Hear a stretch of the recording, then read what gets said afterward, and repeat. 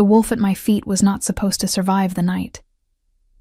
I knew it the moment I found him, half buried in the frozen mud at the edge of the ashwood, his breathing shallow and uneven, his massive dark form barely distinguishable from the shadows between the roots. The wind was cutting that evening, carrying the smell of pine sap and cold iron, and I had only gone out to gather the last of the frost herb before the ground hardened completely for winter. I was not supposed to be a rescuer. I was not supposed to be anything, really. That was the entire point of being what I was. An Omega without a pack is a quiet kind of nothing. My name is Willa, and I had learned very early in life that invisibility was not a flaw. It was a survival technique. In Crestfall, the northern settlement that clung to the mountain's edge like moss on whetstone, I occupied the smallest possible space. I kept my pale blonde hair braided tight and close, wore colors that matched the walls, spoke only when spoken to, and spent my days doing what Omegas in settlements without standing do. I healed, quietly, without recognition. I ground herbs in the back of Elder Marin's hall. I stitched wounds no one else wanted to touch. I sat beside the feverish through the long nights and kept notes in the margins of old medical texts that no one else bothered to read anymore. I was useful. I was not valued. There is a difference, and it lives in the chest like a small, permanent bruise. So when I crouched beside the fallen wolf in the frozen dark and pressed 2 fingers to the pulse at his throat, I was not being brave. I was being automatic. Something was breathing and suffering, and my hands already knew what to do before my mind had finished forming a question. He was enormous, even collapsed and still. There was a sense of contained mass to him that made the forest feel smaller. His hair, long and braided in parts, fanned dark against the pale mud. The leather and fur of his clothing told me he was not from Crestfall. The old territorial markings sewn into the collar of his armor told me something worse. He was from the High Packs, northern royalty, the kind of wolf whose name made settlement alphas lower their eyes.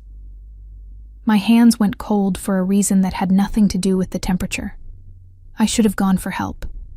I should have run back to the settlement and found someone with rank, someone with authority. Someone whose standing in the pack structure would have made it appropriate to touch a man like this. An Omega kneeling over an injured High Alpha. In any other circumstance, that image alone would have been enough to earn me a formal rejection, documented and announced before the whole of Crestfall, as if I hadn't already received one of those. 2 years ago, in the middle of the autumn gathering, a beta named Corvin had stood before our settlement's assembly and declared, in the careful language the old laws permitted, that he was severing his intended alliance with me. He had cited incompatibility of rank. He had cited my limited social function. He had not looked at me once while he said it. I had stood very still. I had not cried. I had gone home, sat on the floor of my single-room dwelling, and listened to the wind move through the gap under the door for a long time. Then the next morning, I had gone back to Elder Marin's hall and ground more herbs, because there was always more to be done, and the herbs did not care what rank I was. But that memory, Corvin's profile as he turned away, the sound of the formal words, the silence that followed, had a way of surfacing at inconvenient moments. Like now, kneeling in frozen mud over an unconscious High Alpha, who, if he woke and found me here, might look at me the same way. I pushed the thought aside. His breathing was worsening. The wound was deep, along his left side. Something had struck him hard, and the cold was making everything worse. I did not let myself think about what could have done this to someone his size. I opened the satchel I carried everywhere, and worked quickly, the way Elder Marin had taught me in the early years, before she began giving the more visible cases to the 2 beta healers whose families had standing. My fingers found the yarrow compress, the pressed seal moss that slowed bleeding in cold conditions, the thin strips of cured linen I kept wound at the bottom of every pouch out of habit. I worked without speaking. The trees stood around us like witnesses who had decided not to interfere. He was alive when I finished. His breathing had steadied. Not strong, but no longer the broken, stuttering rhythm I'd found. I had done what I could in the field. The rest required warmth, rest, and sustained care over days, none of which the frozen forest floor could provide. Getting him to my dwelling was a problem I solved one stubborn step at a time. My home was at the far edge of Crestfall, not by choice, but by the quiet social mathematics of settlement living. The small, the low-ranked, the unaffiliated, we lived where the buildings thinned and the wind came through stronger. It was a 15-minute walk from the Ashwood, under normal circumstances. That night, with a half-conscious High Alpha's arm draped over my shoulders, and his full weight shifting unpredictably with every step, it took nearly an hour. He stirred twice. The first time, he made a sound low in his throat, not quite words, not quite a growl. And I said quietly, "I'm not going to hurt you. Keep walking." The second time, his eyes opened for just a moment. They were a striking pale blue, almost silver in the dark, and they focused on my face with an intensity that made me miss a step. Then they closed again, and I kept walking. I settled him on the cot I normally reserved for patients, built the fire higher than I usually allowed myself in terms of wood use, and spent the next several hours working through the night the way I always did, methodically, carefully, without fuss. I checked the wound, changed the compress, monitored his temperature with the back of my wrist against his forehead, and made notes in the margin of my log in the small, precise handwriting that no one ever read. By the time the gray light of early morning began to press through the gaps in the shutters, his color had improved. His breathing was deep and even. He would live. I sat in the chair beside the cot and permitted myself exactly 3 minutes of exhausted stillness, my eyes closed, my hands wrapped around a cooling cup of pine bark tea. Then I heard the sound of boots outside, multiple sets, heavy and deliberate, and someone knocked on my door with the kind of authority that doesn't wait to be invited. I set the cup down and stood. Whatever came next, I told myself, I was ready. I was not ready. The door opened before I reached it, and the man who filled the frame was not one of Crestfall's settlement guards. He was tall, broad-shouldered, with the markings of a high-pack lieutenant across his collar, and behind him, 2 more just like him, their eyes scanning my small dwelling with an expression that managed to be both professional and deeply unsettling. "We are looking," the first man said, in a voice that expected to be answered immediately. "For our king." The silence that followed lasted perhaps 2 seconds. From the cot behind me, a low, certain voice spoke. "You found him." I did not turn around right away. That is something I noticed about myself in the seconds that followed, that my first instinct was not to spin toward the voice, not to react with the visible, flustered panic that would have been perfectly understandable given the circumstances. Instead, I stood very still in the space between the door and the cot, my hands folded in front of me, and I breathed once, slowly, the way Elder Marin had taught me to do before any procedure that required steadiness. Then I turned. He was sitting up. That alone felt significant, because 3 hours ago, I had not been certain he would be sitting up ever again. The firelight caught the angles of his face, the hard line of his jaw, the braids pulled back from his temples, the pale blue eyes that were now fully open and fully alert and fixed on me with an expression I could not immediately name. Not gratitude, not hostility, something more careful than either. King Adrian of the Northern High Packs looked at me the way I imagined he looked at maps before a campaign, like he was calculating distances and deciding which route was worth the risk. "Leave us," he said, without looking at his men. The lieutenant in the doorway shifted. "My king, protocol requires—" "I know what protocol requires." His voice did not rise. It did not need to. "Leave us." They left. The door closed. The fire popped once in the silence, and I became acutely aware that my dwelling, which had always felt adequately sized for one person who kept mostly to herself, had somehow shrunk by half. I moved to the small table where my supplies were laid out and began reorganizing them. It gave my hands something to do. "You kept me alive," he said. It was not a question. "Your wound was manageable," I said. The cold was the more immediate problem. Another hour in that temperature and the outcome would have been different. A pause. "You carried me." "Assisted you. There is a distinction. You were partially conscious for portions of the walk." I kept my eyes on the supplies. "You should rest for at least 2 more days before you consider traveling. The seal moss compress will need to be changed this evening, and again tomorrow morning.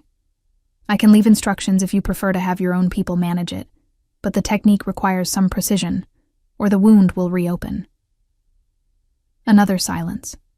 Longer this time. "What is your name?" I set down the packet of yarrow I had been unnecessarily refolding. "Willa." "Your rank?" There it was. The question that always came eventually, the one that sorted people into the categories that determined how a conversation would proceed from that point forward.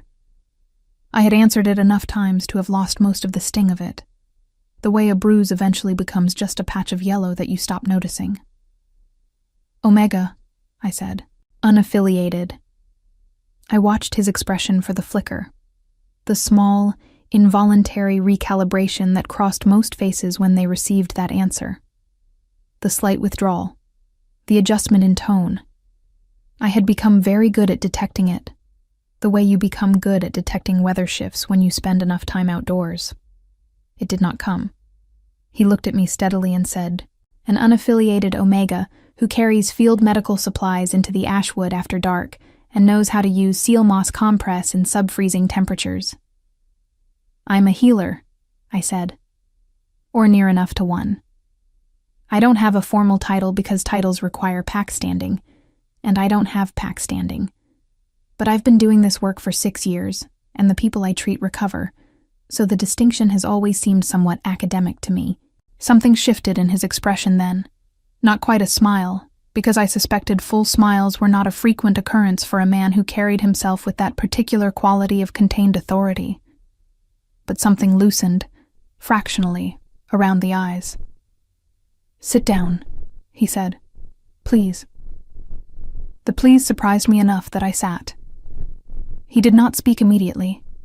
He looked at the fire, and I had the sense of someone organizing their thoughts with the same precision I used to organize my supplies, deliberately, without wasted motion.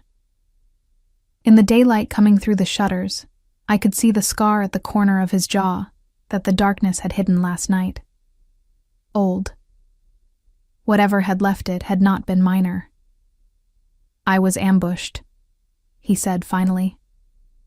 "On the high ridge above the Ashwood.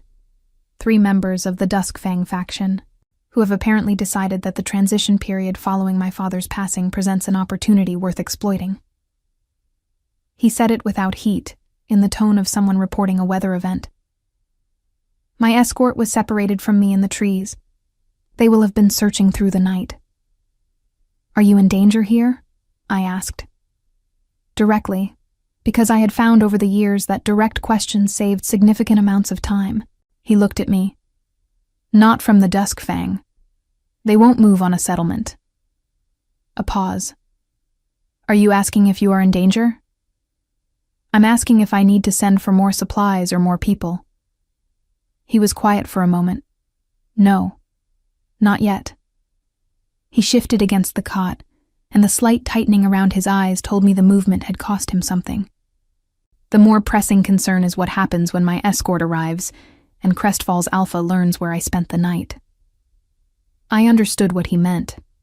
I was not naive about the social architecture of pack politics.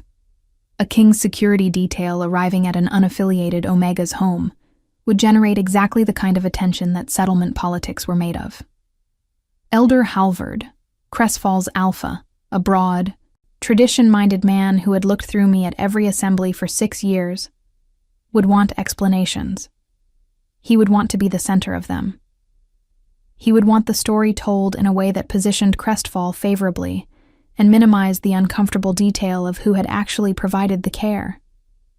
"I'll manage whatever questions arise," I said. "You sound certain." "I've had practice being an inconvenient detail that people prefer to rearrange."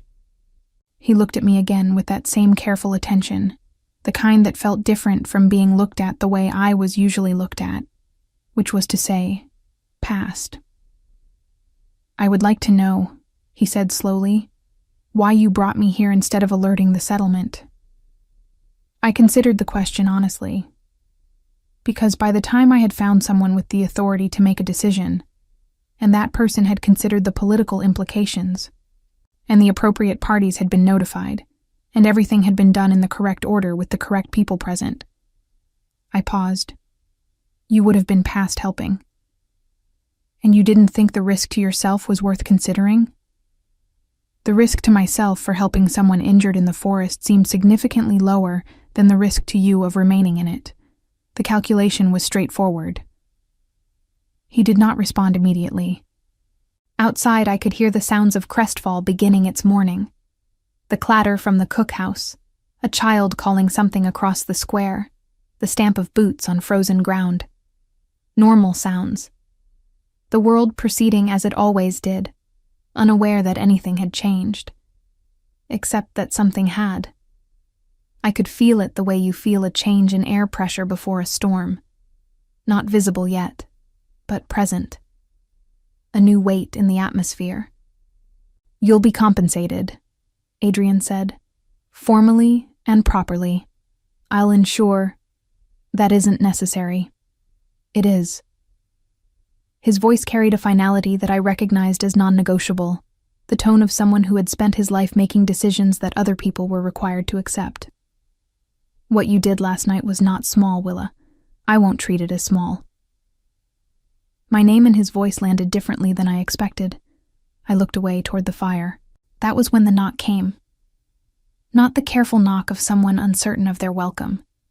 The solid proprietary knock of someone who considered themselves entitled to whatever was on the other side of a door. Elder Halvard's knock. I knew it the way I knew the sound of approaching rain. I rose and opened the door.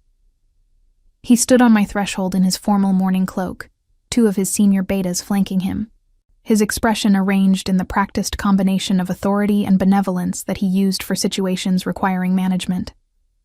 He looked at me, and then past me, and the moment his eyes found Adrian sitting on the cot, his entire bearing changed. The shift was instantaneous. The straightening of posture, the recalibration of expression, the unconscious adjustment that hierarchy produced in people who had spent their lives operating within it. "My king," Halvard said, his voice smoothing into deference. "We received word that your escort was searching the northern ridge. Crestfall stands ready to offer every resource. Elder Halvard," Adrian's voice was even. "I am aware of what Crestfall stands ready to offer. I am currently benefiting from what one of your settlement's healers has already provided." A pause, deliberate and weighted. "I trust she has your full support and standing in this matter." The silence that followed lasted perhaps 4 seconds. I kept my eyes on the middle distance and waited to hear how Halvard would answer, knowing that his response in this moment, whatever it was, would be the first real thing to change in 6 years. Elder Halvard said, "Of course." 2 words. Smooth, immediate, delivered with the practiced warmth of a man who had spent decades saying exactly what the room required. He even smiled, the wide, generous smile he reserved for assemblies when he wanted the settlement to feel unified and well-led. I had heard that smile in his voice 100 times. It had never once been directed at me. "Willa is one of our most dedicated healers," he continued in the tone of someone describing a possession they had recently remembered they owned. "We are fortunate to have her." I did not react. I had learned over many years of being invisible in rooms where decisions were made that the moment you visibly register the absurdity of a situation, you lose the only advantage invisibility provides. So I stood quietly with my hands folded and let Elder Halvard construct his revised version of events, and I watched Adrian's face from the edge of my vision. Adrian was watching Halvard. His expression had not changed, but there was something in the stillness of it that reminded me of deep water. Calm on the surface, with significant movement underneath. Crestfall is grateful for the opportunity to serve, Halvard was saying. We would be honored to provide our king with proper accommodation during his recovery. The main hall has been prepared. I'll remain here, Adrian said. A beat of silence. My king, the main hall offers considerably more. I'm aware of what the main hall offers. Still that same unraised voice. I'll remain here for the duration of my recovery. My escort can be quartered in the hall. I'd appreciate the space being made available to them. He paused. My healer requires access to her supplies, and disrupting an ongoing course of treatment carries risk I'm not willing to accept. My healer. I felt the phrase land in the room like a stone dropped into still water. Halvard's smile remained in place, but something behind his eyes recalculated rapidly. The two betas flanking him exchanged a glance so brief that most people would have missed it. I did not miss it. Naturally, Halvard said. Whatever our king requires. He looked at me then. Actually looked at me, with the direct attention that he had withheld for 6 years as naturally as breathing. Willa, you have the full resources of the settlement at your disposal. Thank you, Elder, I said, and my voice came out perfectly steady, which I considered a minor personal achievement. Halvard withdrew with his betas, and the door closed, and the room settled back into its fire and morning light quiet. You didn't enjoy that, Adrian said. I began checking the compress, partly because it needed checking, and partly because it gave me a reason to focus on something other than his face. I don't know what you mean. When he said you were one of their most dedicated healers, I heard something careful in his voice. Not mockery, nothing so careless as that. More like someone reading a text and noting the places where the words didn't match the meaning. Your expression didn't change, but your hands did. Very slightly. I paused for exactly 1 second, then continued. I've worked in this settlement for 6 years, without formal standing or recognition. Elder Halvard has spoken to me directly perhaps 4 times in that period, and 2 of those occasions were to redirect a medical question to one of the beta healers, with less experience but better family connections. I lifted the edge of the compress, examined the wound beneath, healing cleanly, which was a relief, and replaced it with the efficiency of long practice. What he said this morning wasn't untrue. It was simply about 5 years late. Adrian was quiet for a moment. And the rejection? 2 years ago. My hand stopped. I looked up at him. He met my gaze without apology, and I understood that the question was not intrusive in the way it would have been from anyone else. He was a king. He had presumably been briefed on the settlement's social structure the moment his escort had identified where he was. Rejection records were public documents. He would have known before Halvard knocked on the door. You read the settlement records, I said. My lieutenant did. He's thorough. A pause. I asked him to tell me about you specifically. Something about that phrasing, about you specifically, sat differently than I expected. I filed it away in the part of my mind that I used for things I couldn't yet categorize. The rejection was 2 years ago, I said, returning to my work. It was handled according to proper procedure. There's nothing unusual about it. I kept my voice the way I kept my hands, steady, professional, focused on the task. Omegas without pack standing are low-priority alliance candidates. Corvin made a practical decision. Did it feel practical? The question was quiet and direct, and landed somewhere I wasn't prepared for. I set down the linen strip I had been unwinding and looked at the fire instead of at him. No, I said after a moment. It felt like being told out loud what I had already suspected for a long time. that the work I did was acceptable, but the person doing it was not. I paused. But I've found that feeling and fact are two different territories, and living in the feeling too long doesn't improve the facts. So I went back to work. The fire shifted. Outside, Crestfall's morning was growing louder, the sounds of the settlement expanding into its day. More voices, more movement, the smell of cookhouse smoke drifting under the door. "My father died 11 weeks ago," Adrian said. I turned to look at him. The shift in subject was unexpected, but his voice had changed in a way that made the non sequitur feel like its own kind of answer, like he was responding not to what I had said but to something underneath it. "I know," I said quietly. The news reached Crestfall before the first frost. "The Duskfang faction has been operating on the assumption that transition equals weakness." He looked at the wall beyond the fire, and for a moment, he looked less like a king and more like someone who had been carrying something very heavy for a very long time and had simply gotten accustomed to the weight. "They are not entirely wrong that this period is difficult. Consolidating alliances across 17 pack territories while simultaneously managing succession challenges requires..." He stopped. "I don't know why I'm telling you this." "Because you've been awake for what I estimate is close to 30 hours, I said. "You're mildly feverish. Your wound hurts more than you're indicating, and I'm the only person in this room who isn't required to find you imposing." I picked up the pine bark tea I had prepared earlier and held it out. "Drink this. It will help the fever." He looked at the cup, then at me. Then he took it. "You're not what I expected," he said. "You didn't know I existed until last night," I pointed out. "No," he agreed. "I didn't." He drank the tea. I busied myself with the morning's medical log, making notes in my small, precise handwriting. Outside, I could hear Crestfall reorganizing itself around the presence of a king, voices carrying a different pitch than usual, footsteps moving with more purpose, the particular vibration of a community that has suddenly remembered it is being observed. 2 days passed in the close, quiet rhythm of recovery. His escort, 6 wolves in total, formidable and watchful, established a perimeter that made Crestfall's betas visibly nervous and Elder Halvard visibly gratified.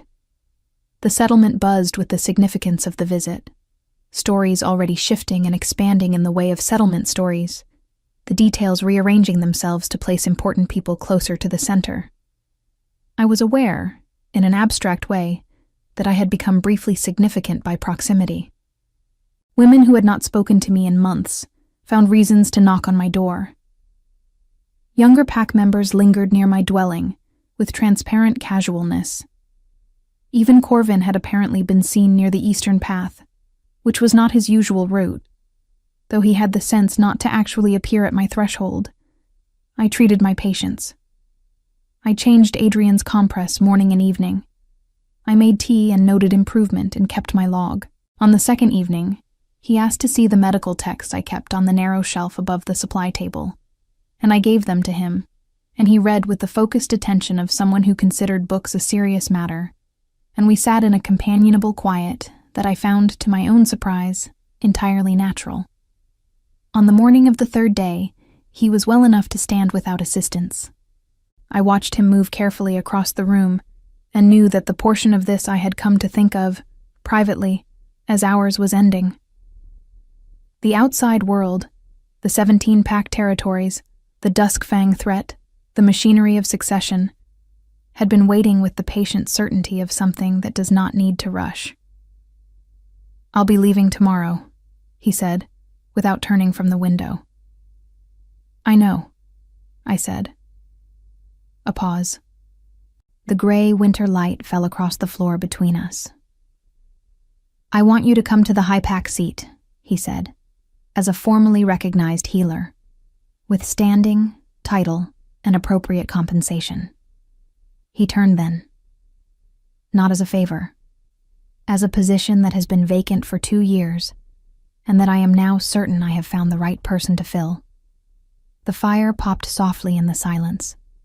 Outside, I could hear the wind beginning to move through the ashwood, the sound it made when the temperature was dropping toward evening, a low, serious sound, like a warning or a beginning. I looked at him and understood, with the particular clarity that comes to people who have spent years reading situations from the margins, that this offer was real, that it was being made by someone who did not say things he did not mean, that accepting it would change every fact of my life, and not one of the feelings I had accumulated about those facts over 6 years. And I understood something else, quieter and more complicated, that I was not yet ready to examine directly. "I'll need a day to think," I said. "Take 2, he said, and almost smiled. I did not need 2 days. I needed 1 evening, a long walk to the edge of the ashwood, and an honest conversation with myself that I had been postponing for approximately 6 years. I stood at the tree line where I had found Adrian 3 nights ago and looked at the frozen ground and the place between the roots where he had lain. And I thought about what it meant that I was standing here considering a choice, rather than simply accepting whatever was handed to me. That, I realized, was already different. I went back and told him yes before the cookhouse fires were lit for morning. The next hours moved with the particular velocity of things that have been decided and now simply need to be executed. Adrian's escort reorganized with quiet efficiency.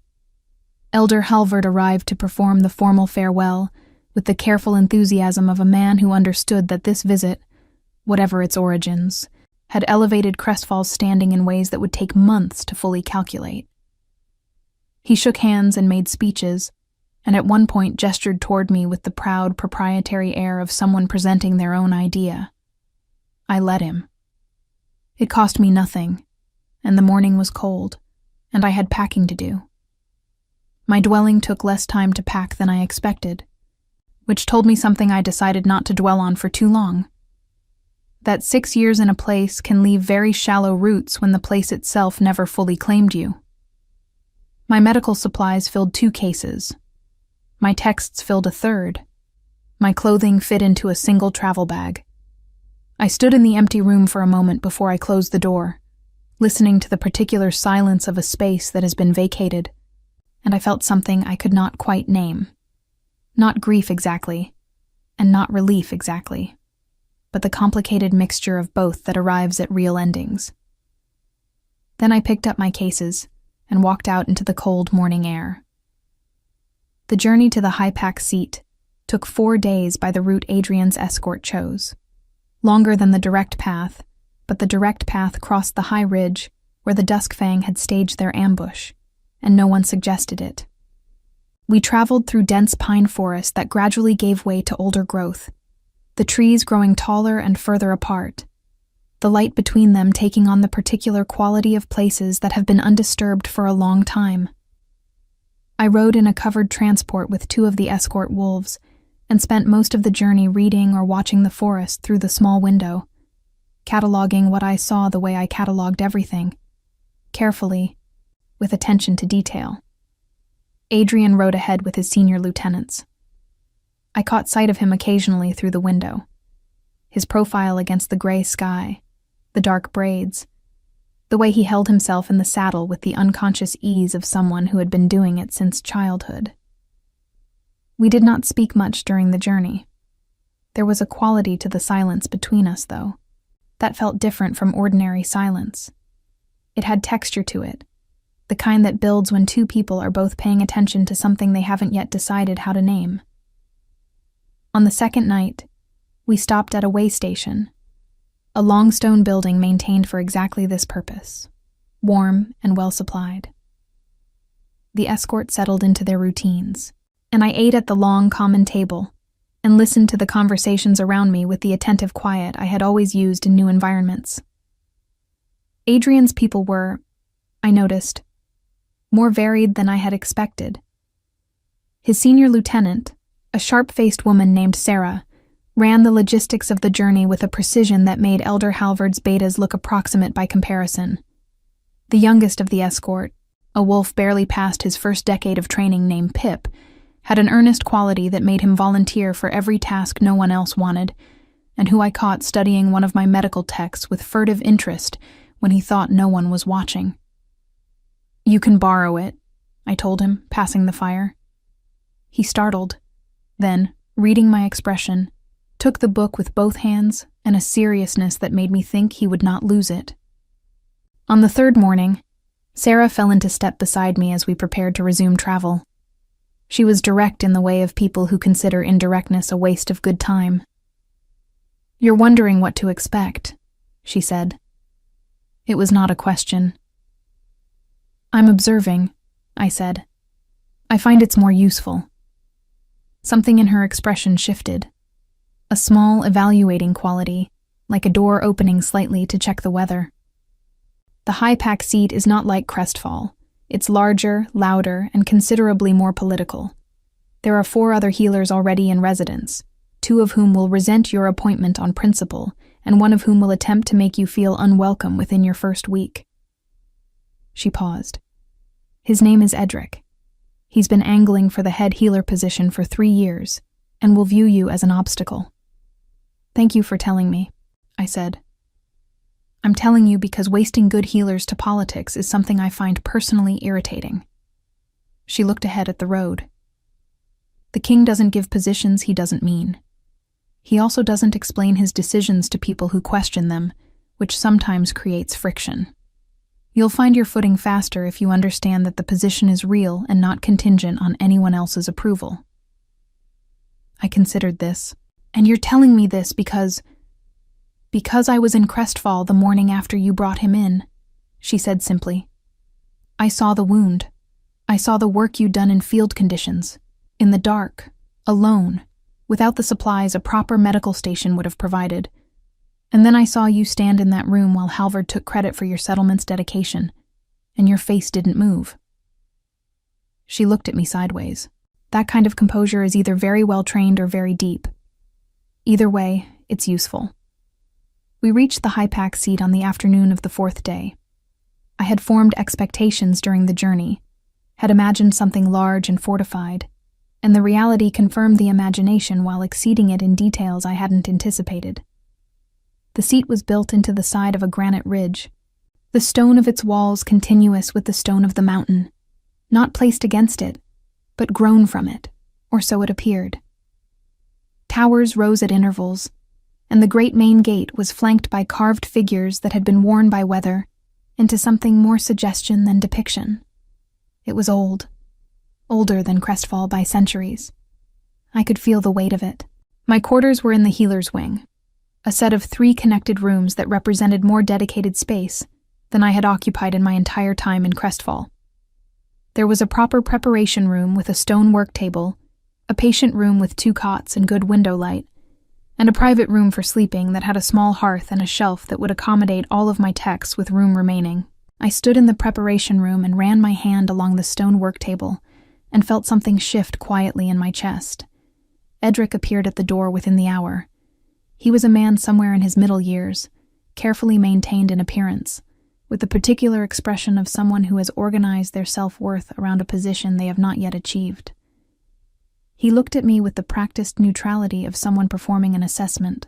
"You're the Omega from Crestfall," he said. "I'm the healer from Crestfall," I said pleasantly, and began unpacking my first case. "Willa, you must be Edric. I understand you've been with the High Pack for several years. You'll be an invaluable resource as I learn the specific protocols here." He blinked. He had come prepared for defensiveness, and I had given him its precise opposite, and the recalibration cost him his entire opening. He said something vague about protocols and retreated.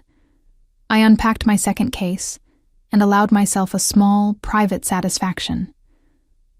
The weeks that followed were the strangest and most demanding of my life, and also, underneath the strangeness and the demand, something I could not immediately name but that felt, quietly, carefully, like rightness. I learned the High Pack's medical histories. I reorganized the supply inventory in a way that made Edric visibly irritated and the other healers visibly relieved.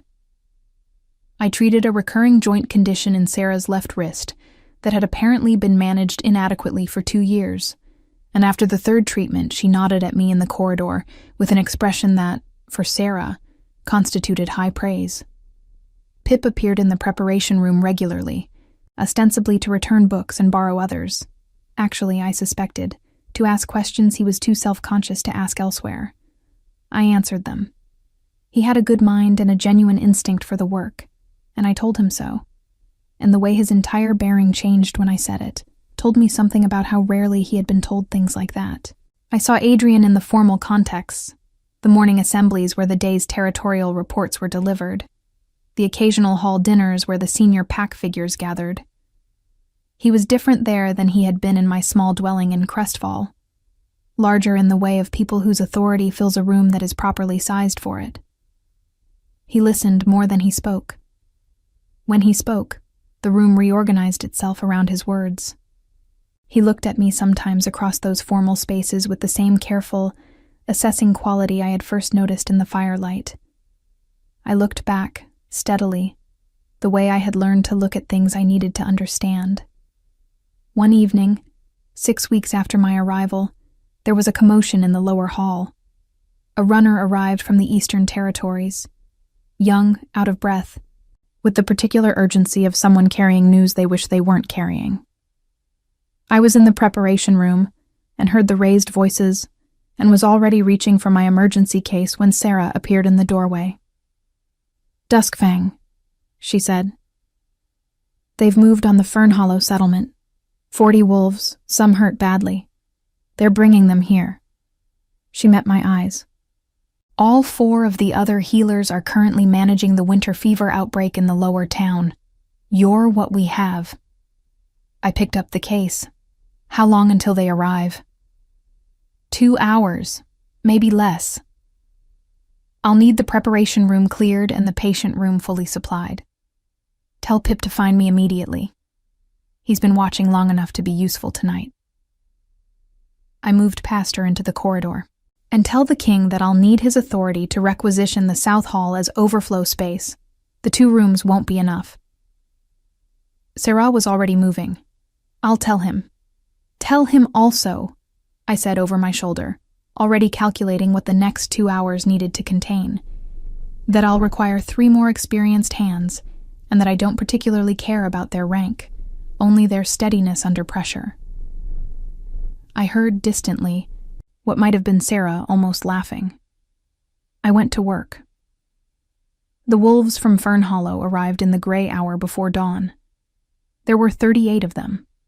I counted, because counting was the first thing I did in any emergency.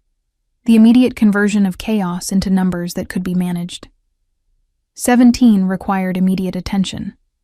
9 had wounds that could wait 2 hours but not 4. The remaining 12 were shaken and exhausted but physically whole, and I directed them to the South Hall with Pip and a beta named Rowena, who had turned out to be one of the 3 steady hands Sarah had found for me, instructing them to keep everyone warm, hydrated, and calm. The next several hours exist in my memory the way intense nights always do. Not as a continuous thread, but as a series of very clear, very bright images with the connective tissue removed. The smell of pine resin and cold mud that came in with the Fern Hollow wolves. The sound of Pip's voice, surprisingly calm, talking a frightened older wolf through a breathing technique I had taught him 3 weeks ago. Rowena holding a lamp at exactly the right angle without being asked twice. Edric appearing at some point, his careful neutrality dissolved by the simple pressure of too much work for too few hands, falling into the rhythm of the room with a competence I noted and filed away for later. I moved through the preparation room and the patient room and the South Hall in a circuit that I stopped thinking about and simply ran on the knowledge my hands had accumulated over 6 years of this work. I made decisions quickly, and did not second-guess them, because second-guessing in these hours was a luxury that belonged to people who had time for it, and I did not have time. At some point, I could not have said exactly when, I became aware that Adrian was in the South Hall, not performing the role of king, not conducting an inspection or making a formal appearance. He was sitting with a group of Fern Hollow wolves near the far wall, listening. An older woman was talking to him with her hands moving in the agitated way of someone still caught in the event that had just happened to her, and he was listening with his full attention. The way he listened in the formal assemblies, but without the formal distance, leaning slightly forward, his elbows on his knees. I registered this and moved on, because there was still too much to do. By mid-morning, the immediate crisis had resolved into the longer, steadier work of sustained care. The 17 who had needed immediate attention were stable. The 9 who had needed attention within 4 hours had received it. The South Hall had settled into the quiet that follows the loud part, people sleeping or sitting in the particular stillness of those who have recently been frightened and are now, tentatively, safe. I sat down on a bench in the preparation room, set my hands on my knees, and allowed myself to stop moving for the first time in approximately 9 hours. Pip appeared with tea. He set it beside me without speaking, with the particular sensitivity of someone who has learned when words are not the appropriate offering, and I thought that he was going to be very good at this work someday, and that I was going to make certain he had the formal training to match what he already carried naturally. "You should sleep," he said. "Shortly," I said. "Go find your own rest first. You did well tonight." He ducked his head in the way he did when he didn't know how to receive a direct compliment and retreated. I drank the tea and looked at the stone work table and thought about nothing specific, which was what my mind did when it had been running at full capacity and needed to idle before it could think again. "Willa." Adrian stood in the doorway. He had been in the South Hall for hours and looked it, not disheveled exactly, because I was not certain he was capable of disheveled, but carrying the particular weight of a long night in his bearing, something more human and less architectural than his usual quality. "Everyone is stable," I said. "I'll do full rounds again at midday. There are 2 cases I want to watch through the next 24 hours, but I expect both to resolve without complication." "I know," he said. Sarah gave me the report. He was quiet for a moment. "I came to tell you something else." I looked at him. He moved into the room, not to the work table, not to the supply shelves, but simply further in, closer, with the deliberate quality of someone who has decided something and is now executing the decision without the hedging that uncertainty produces. "The Duskfang situation is going to require a formal response," he said, "military and political. There will be a council meeting within the week, territorial representatives will be summoned, and the process will take months before it resolves." He paused. "That is the part I know how to manage. That has always been the part I know how to manage." "Yes," I said, because it was true, and because he seemed to be building toward something. "What I did not know how to manage," he said, "before 11 weeks ago, was the part that the old woman in the South Hall reminded me of tonight. She lost her home. She lost 3 members of her extended family. And what she needed, before any formal response or political resolution or territorial guarantee, was for someone to sit with her and listen." He looked at the fire. "My father was good at that. I was told I wasn't. I believed it for a long time." A pause.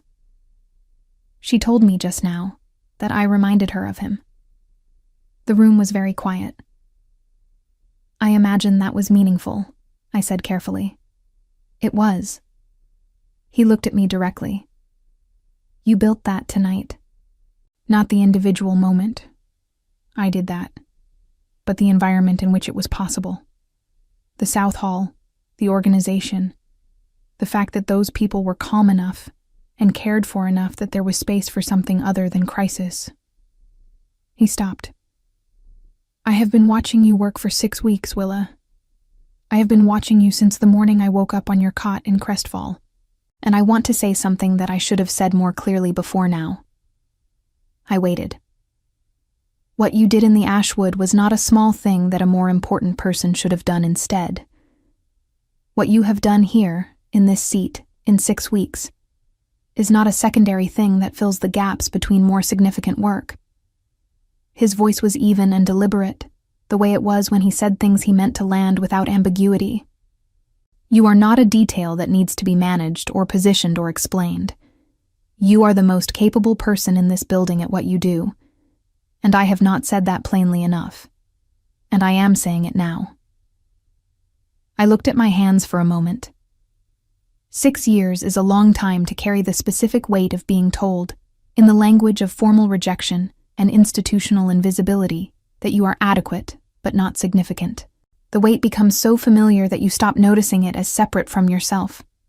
It simply becomes part of your posture, the slight forward curve of someone who has learned to take up less space.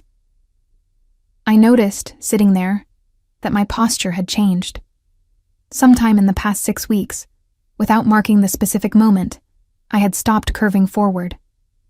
"Thank you," I said. Then, because I had learned that honesty was more efficient than deflection. That matters more than I would have expected it to. Something in his expression settled, like a question that had been waiting for its answer. "There is something else," he said. "Also something I should say plainly. You seem to be in a mood for plainness." "It's more efficient," he said, and the echo of my own reasoning in his words made something warm move through my chest. "The council meeting will require the presence of my senior advisors, Sarah, my lieutenants, the territorial representatives." A pause. "I would like you present as well, not in a medical capacity, or not only in a medical capacity. You observe things, Willa. You read rooms. You understand what people need before they know they need it. And you make decisions in complicated situations without losing the thread of what actually matters." He looked at her steadily. "Those are not medical skills. Or rather, they are not only medical skills." I understood what he was saying. I sat with it for a moment, the way I sat with things that required honest consideration rather than immediate reaction.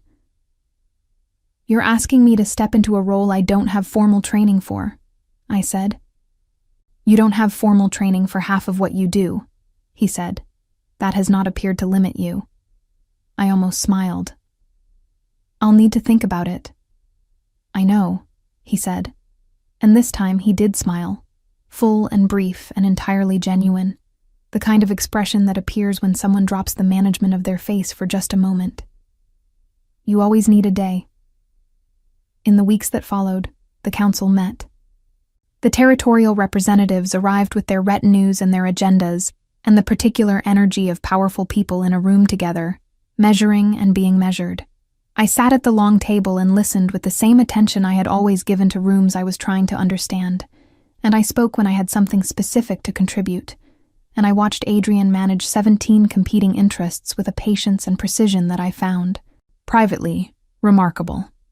The Duskfang situation resolved over the course of 3 months, not dramatically, not with a single confrontation, but through the slow, grinding work of formal response and territorial consequence, and the kind of political pressure that doesn't make for exciting stories, but does make for lasting change. The faction's leadership was brought before a formal tribunal. The Fernhollow settlement was rebuilt with resources pooled from 6 territories, a precedent that had not existed before, and that Sarah told me, with quiet satisfaction, would matter for decades. I built the healers program at the High Pack seat into something I was proud of. Formally trained staff, written protocols, a proper apprenticeship structure that meant Pip would have the credentials to match his ability before the year was out. Edric, who had turned out to be competent when stripped of his insecurity by simple necessity, became a reasonable colleague once he understood that I had no interest in the position he had coveted and every interest in making the work itself better. And I learned, slowly and without ceremony, what it felt like to occupy a space that had been sized for you rather than one you had been squeezing yourself into for years.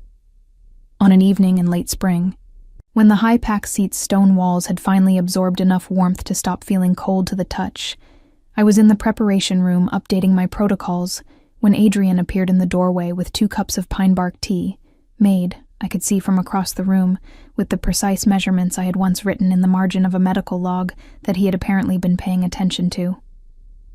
He set 1 cup beside me.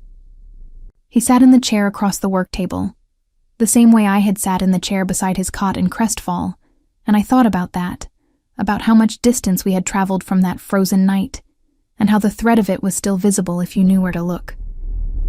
"How is the Fern Hollow woman?" I asked. Her name was Dara, and she had stayed at the seat through the winter, and I had grown fond of her in the direct, unsentimental way I grew fond of people who said what they meant. "She's going back in the summer," he said.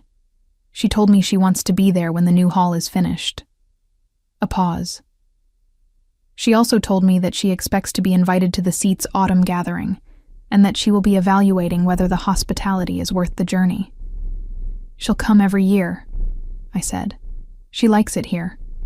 "She likes you," he said. "She told me that as well, at some length." I drank my tea. The evening light was doing something particular to the preparation room, coming in at a low angle through the western window, making the stone walls look almost warm, catching the spines of the texts on the shelf and the organized rows of the supply table. "I like it here," I said quietly. It was a simple statement. It contained, as simple statements sometimes do, a significant amount of what was true. Adrian looked at me across the work table with the expression I had first seen in the firelight of my Crestfall dwelling. Careful and assessing, and underneath that, something quieter that had been growing with the patience of things that don't need to be hurried because they are already certain of themselves. "Good," he said, and then, "I want you to stay. Not as the head healer, though you are, and will remain, the best this seat has ever had. Not as the council advisor, though I would not want to run another council session without you present." He set down his cup. "I want you to stay because this place, and the work we do in it, and the people we have become in it, they are better with you in them. You are not a detail, Willa. You are not a secondary thing. You are the part of this that makes the rest of it make sense." The spring evening settled around us, warm and quiet, full of the sounds of the high-pack seat in its ordinary life. Voices in the corridor, the distant rhythm of the training yard, Pip's footsteps somewhere overhead, probably reorganizing the upper supply room again. I thought about a frozen forest floor, and a decision made without deliberation. I thought about 6 years of quiet, invisible work, and what it had built in me. Not bitterness, though it could have, but a particular quality of knowing exactly what I was worth, independent of what any room had decided to acknowledge. I thought about the moment I had walked out of my Crestfall dwelling with 3 cases and a travel bag, and a door I had closed without looking back. I thought about what it meant that I had stopped curving forward.